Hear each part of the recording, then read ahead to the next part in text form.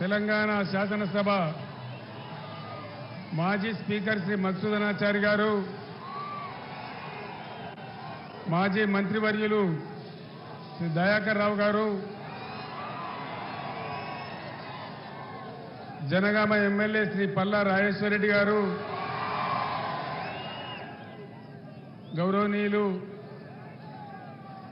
ఉమ్మడి జిల్లాకు సంబంధించిన మాజీ శాసనసభ్యులు, జడ్పీ చైర్మన్లు, స్థానిక సంస్థల ప్రజాప్రతినిధులు, 42 డిగ్రీల ఎండ ఉన్నా ఇంత భారీ సంఖ్యలో తరలివచ్చిన నా అన్నదమ్ములకు,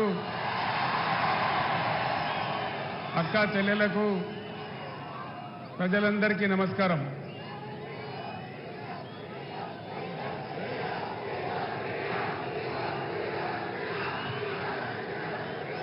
బంద్ చేయాలి ప్లీజ్. ఈరోజు ఇంకా పార్లమెంటుకు ఎలక్షన్లు జరుగుతూ ఉన్నాయి. మీ అందరికీ తెలుసు, చాలా చైతన్యం ఉన్నటువంటి వరంగల్ జిల్లాలో బాబు ఈ జెండా తీయవా,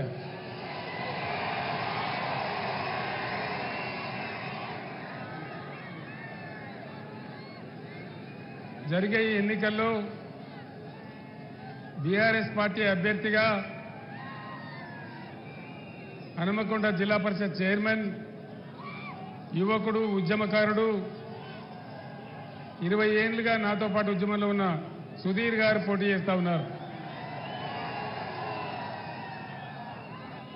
తెలంగాణ చరిత్రకు, వైభవానికి ప్రతీక మన వరంగల్ జిల్లా. ఆనాడు ఉద్యమం జరిగే రోజుల్లో పోరుగల్లుగా మారితేనే కదా తెలంగాణ వచ్చింది. ఈ మట్టితో, ఈ చరిత్రతో నాది విడదీయరాని బంధం.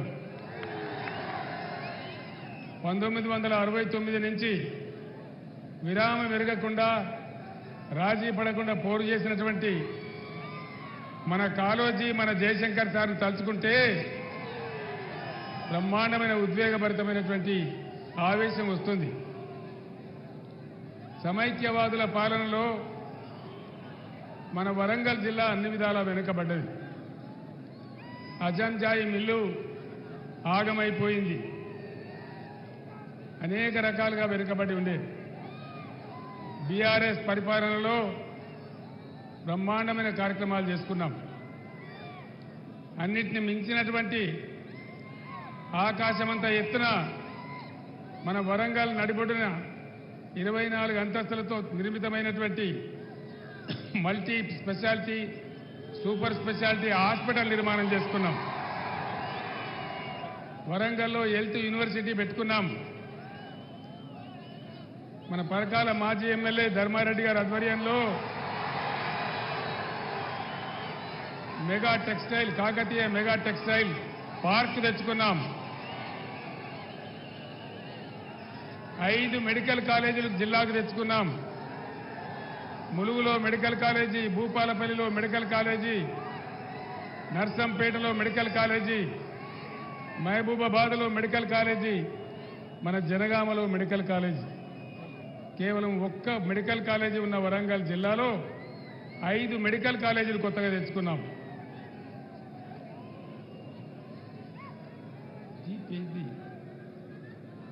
ఇవన్నీ కూడా జరిగినాయి, మీ సాక్షిగానే జరిగినాయి. కానీ ఈనాడున్న ముఖ్యమంత్రి చాలా విచిత్రమైన మాటలు మాట్లాడతాడు. వరంగల్కు కాళేశ్వరం నీళ్లే రాలేదు అంటాడు. మరి మన నర్సంపేటలో, భూపాలపల్లిలో, మహబూబాబాద్లో, డోర్నకల్లో, పరకాలలో, వర్ధన్నపేటలో, పాలకుర్తిలో ఎక్కడి నుంచి వచ్చినాయి నీళ్లు? అంతకుముందు కాంగ్రెస్ రాజ్యంలో శ్రీరామ్ సాగర్ స్టేజ్ 2 అని చెప్తే దశాబ్దాలు గడిచిన బొట్టు నీళ్లు రాలేదు. మీ సహకారంతో మనం తెలంగాణ సాధించుకున్న తర్వాత కష్టపడి అన్నీ కంప్లీట్ చేసి మధ్యలో కాళేశ్వరం నిర్మాణం చేస్తే వరంగల్ జిల్లాకు నీళ్లు వచ్చినాయి. బ్రహ్మాండమైన పసిడి రాసులు లాంటి పంటలు పండినాయి. పంటలు పండని చోట బ్రహ్మాండమైన పంటలు పండినాయి. అదేవిధంగా ఈ ముఖ్యమంత్రికి తెలంగాణ చరిత్ర తెలియదు, భూగోళం తెలియదు. మొన్నెక్కనో మాట్లాడుకుంటూ కృష్ణానది కూడా నేనే కట్టిన అంటాడు. ఎవడన్నా నది కడతాడా ప్రపంచంలో? కట్టిన అంటే సోషల్ మీడియాలో భయంకరంగా ట్రోలింగ్ చేసినారు వాళ్ళందరూ కూడా. ఆ విధంగా ఒకడు కూడా ఏరి కోరి మొగర్ని తెచ్చుకున్నాడు. ఒక ఆమె ఏరి కోరి మొగర్ని తెచ్చుకుంటే ఎగిరెగిరి తనిండట వాడు. మనం ఇవాళ వాళ్ళ అడ్డగోలు హామీలు చూసి మోసపోయి ఓట్లేస్తే కేవలం 4-5 నెలలే ఏం జబ్బొచ్చింది నాకు అర్థం కాదు. తెలంగాణకు కరెంట్ ఎక్కడ పోయింది? సాగునీళ్ళు ఎక్కడ పోయినాయి? పంటలు ఎందుకు ఎండుతున్నాయి? మంచినీళ్ళ కరువు ఎందుకు వస్తున్నది? గత 10 ఏళ్లలో ఇవన్నీ ఉండేనా? ఇలా ఎన్ని గోల్మాలు అవుతాయి? ఒక్కటంటే ఒక్క హామీ కూడా అమలు చేయలేదు. ఆ రోజు మనం ₹1,00,000 కళ్యాణ లక్ష్మికి ఇస్తే తులం బంగారం ఇస్తామన్నారు. ఒక్కలకన్నా వచ్చిందా? రాలేదా? రైతు బంధు అందరికి వచ్చిందా? రాలే. అయ్యా ముఖ్యమంత్రి గారు, ఇది ప్రజల మాట. నేను ప్రజల మధ్య నిలబడి మాట్లాడుతా ఉన్నా. ప్రతి మహిళకు ₹2,500 ఇస్తామన్నారు. వచ్చినాయా?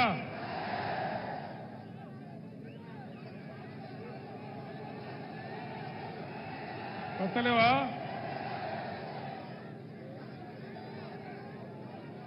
పంట పండిస్తే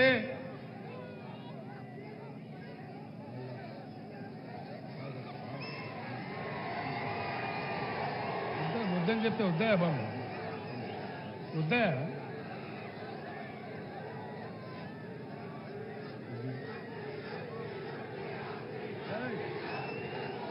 ముఖ్యమంత్రి 2 మాటలు చెప్పినాడు. ఆ రోజు మనం 2 దఫాలుగా ₹1,00,000 వరకు రుణమాఫీ చేస్తామని చెప్పి 2 దఫాలుగా 30,000 కోట్ల రూపాయలు మాఫీ చేసినాం. ముఖ్యమంత్రి మాట్లాడిండు. ముఖ్యమంత్రి ఏమన్నాడు? కేసీఆర్ ₹1,00,000 రుణమాఫీ చేసిండు కదా, ఇక మీరు ఉరుకుని బ్యాంకులకు ఉరుకుని 2 లక్షలు తెచ్చుకోండి, డిసెంబర్ 9 నాడు 10:30 గంటలకే మాఫీ అన్నాడు. 2 లక్షల రుణమాఫీ అయ్యిందా అన్న? అయ్యిందా? ఎక్కడ కూడా కాలే. అంటే ఈరోజు ఏం జరుగుతూ ఉంది రాష్ట్రంలో? దయచేసి ఆలోచన చేయాలి. ఇంతకు ముందు తెలంగాణ వచ్చిన తర్వాత తెలంగాణ మొత్తంలో కూడా బ్రహ్మాండంగా భూముల ధరలు పెరిగినాయి. రియల్ ఎస్టేట్ వ్యాపారం బాగా జరుగుతూ ఉండే. ఇప్పుడు డౌన్ అయిందా? పెరిగిందా? ఏమైంది? బంద్ అయింది. అందులో బతికేటోళ్ళు 1000 మంది అలా రోడ్ల మీద పడ్డారు. హైదరాబాదులో పెద్ద పెద్ద నగరాలలో గత 5 నెలలుగా పర్మిషన్లు ఇస్తలేరు. ఏం కారణం పర్మిషన్లు ఇవ్వకపోవడానికి? తెలంగాణ రాష్ట్రంలో మనం టీఎస్ బి పాస్ తెచ్చినాం. 21 రోజులలో ఆటోమేటిక్ అప్లికేషన్ పెడితే పర్మిషన్ ఇచ్చేయాలి. అది చట్టం. ఇలా ఉన్న ఈ ముఖ్యమంత్రి, ఈ మంత్రివర్గం ఆ చట్టాన్ని ఉల్లంఘించి పర్మిషన్లు ఇవ్వడం లేదు. ఎందుకో తెలుసా? వేరే రాష్ట్రాలలో ఉన్నట్టుగా ఎవడన్నా బిల్డర్ బిల్డింగులు కడితే స్క్వేర్ ఫీట్ కింద అని కాంగ్రెస్ పార్టీకి లంచం ఇయ్యన్నట. దానికోసం మొత్తం ప్రగతిని ఆపేసి, అభివృద్ధిని ఆపేసి ఇలా పర్మిషన్లు కూడా ఇవ్వడం లేదు. కంప్లీట్ అయిన బిల్డింగ్లకు కూడా ఆక్యుపెన్సీ సర్టిఫికెట్ ఇవ్వడంటే ఇవ్వడం లేదు. ఇవన్నీ కూడా బండారం బయట పెడతాం. రేపు ఎల్లుండో డెఫినెట్గా మనం ముందుకు పోతాం. ఇక ఇంకొక పార్టీ ఈ ఎన్నికల్లో పోటీ చేసే మరొక పార్టీ బీజేపీ పార్టీ.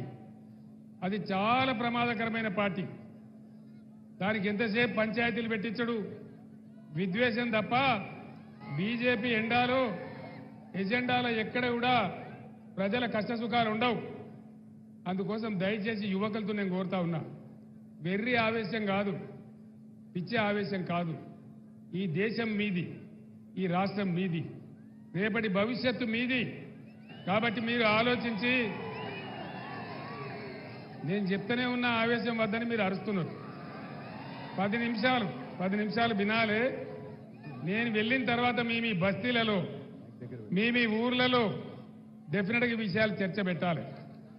బీజేపీ ఎజెండాలో ప్రజల కష్టసుఖాలు ఉంటాయా? 100 నినాదాలు చెప్పిండు మోడీ. బేటీ బచావో బేటీ పడావో ఎక్కడన్నా ఏమన్నా వచ్చిందా? జన్ ధన్ యోజన ఎవరి బ్యాంకులకు 5 రూపాయలు వచ్చినాయా?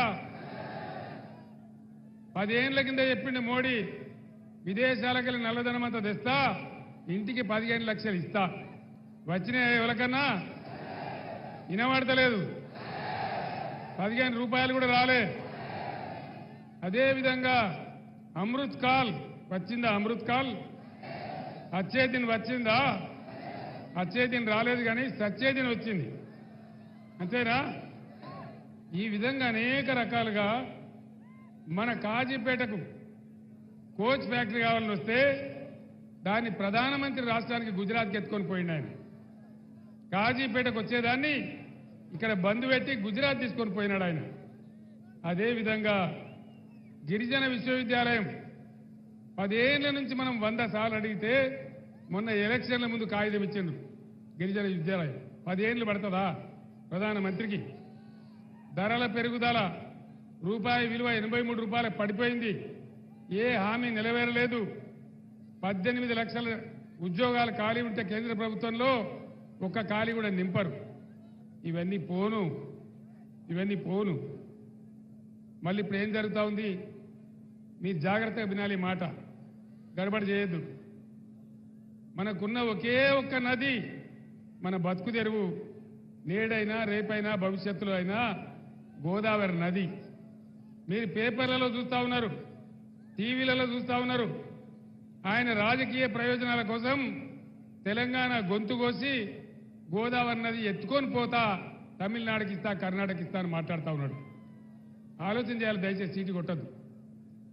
గోదావరి నదిని నేను తీసుకొని పోతా అని బాజాప్తా ఓట్లు పడే టైంలో నరేంద్ర మోడీ రాష్ట్ర ప్రభుత్వానికి నోటిఫికేషన్ పంపించాడు. రాష్ట్ర ప్రభుత్వం ఏం చేయాలా? ప్రాణం పోయినా సరే ఇయ్యమని పంచాయతీ పెట్టాలా? నేను ఉన్నప్పుడు అదే పంచాయతీ పెట్టినా. ఆయనేమో ఎత్తుకపోతా అంటాడు. ఈ శాతగాని రేవంత్ రెడ్డి ప్రభుత్వం ఏమో నోరు మూసుకొని పడినది. ఏం మతలబైంది ఇలా? నరేంద్ర మోడీ ఎత్తుకపోతా అని బాజాప్తా రాష్ట్ర ప్రభుత్వానికి పంపించండు. ఇవాళ ఇతడు ఈ ముఖ్యమంత్రి ఏమో కుయ్యి లేదు, కయ్యి లేదు. ఏమనుకోవాలి దీన్ని? ఇంతకు ముందే కృష్ణానది తీసుకుపోయి కేఆర్ఎంపీకి అప్పచెప్పిండు. ఇలా గోదావరి ఎత్తుకొని పోతా అంటే మూతి ముడుచుకొని కూర్చున్నారు. ఏం కారణం? దాన్ని ఎవరు కాపాడాలి?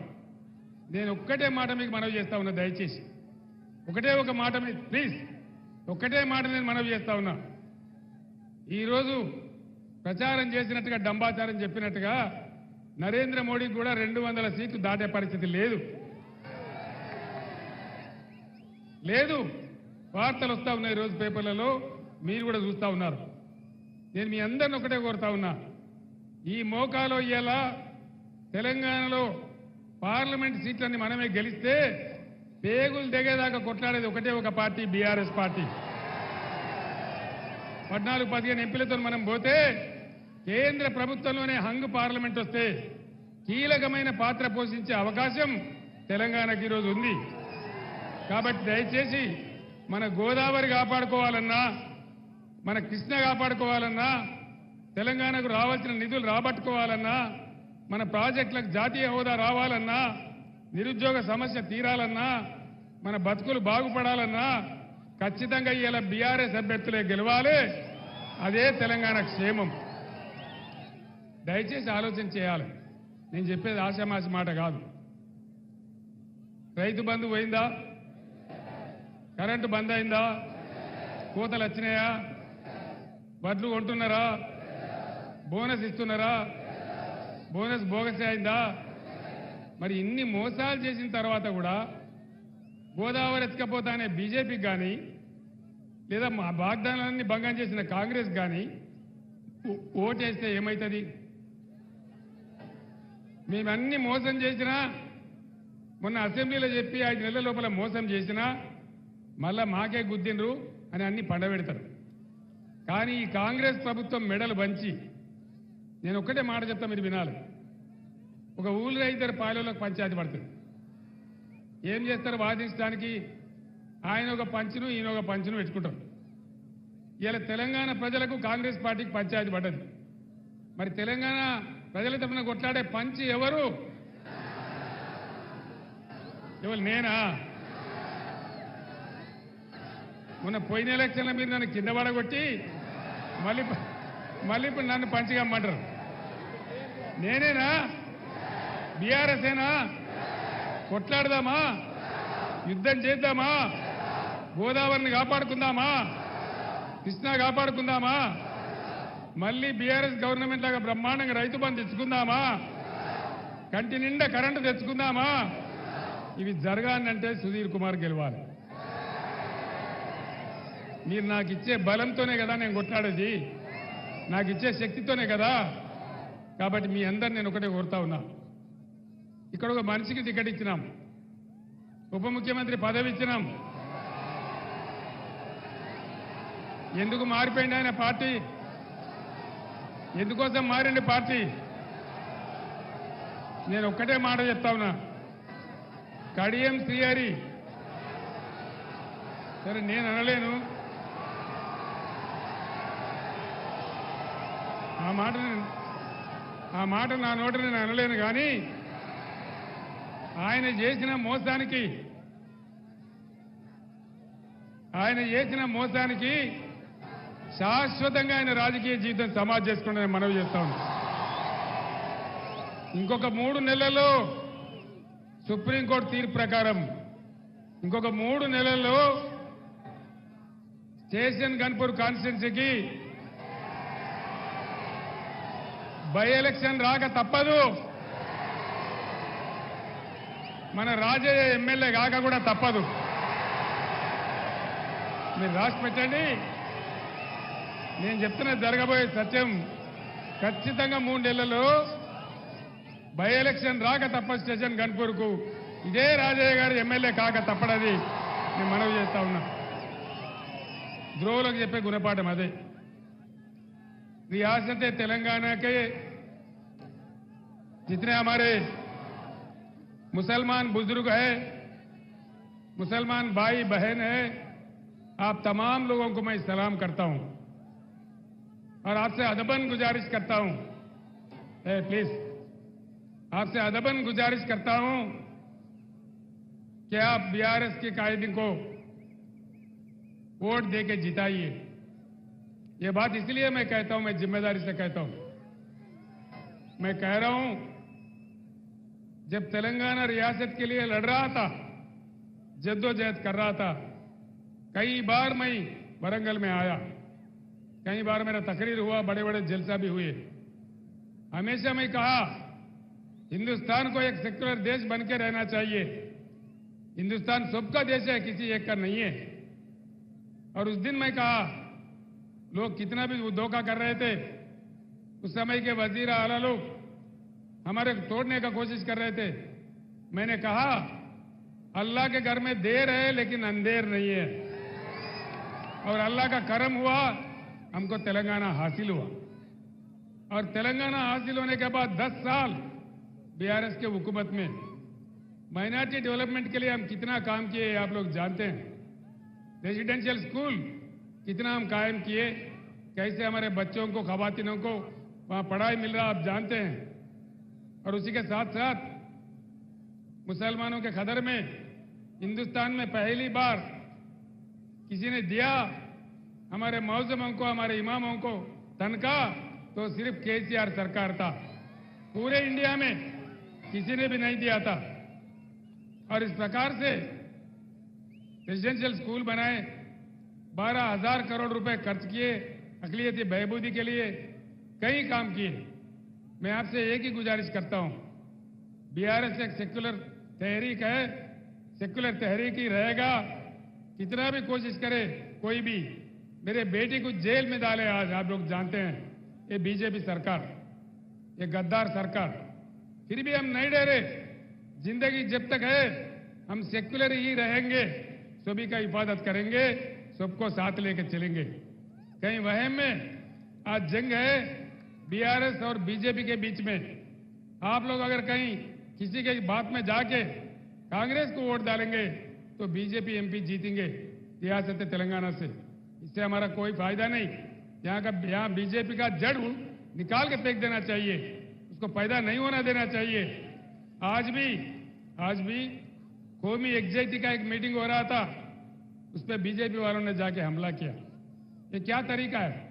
अगर इन चीजों को रोकना है, 10 साल बिना किसी दंगा के, बिना किसी फसाद के, अमन के साथ हमने रियासत को चलाया। मैं आपसे गुजारिश करता हूं, सोच लीजिए आप लोग, बीआरएस का तायद कीजिए, ताउन कीजिए और बीआरएस के रुकने असेंबली को जिताइए, इसे रुकने पार्लियामेंट को जिताइए।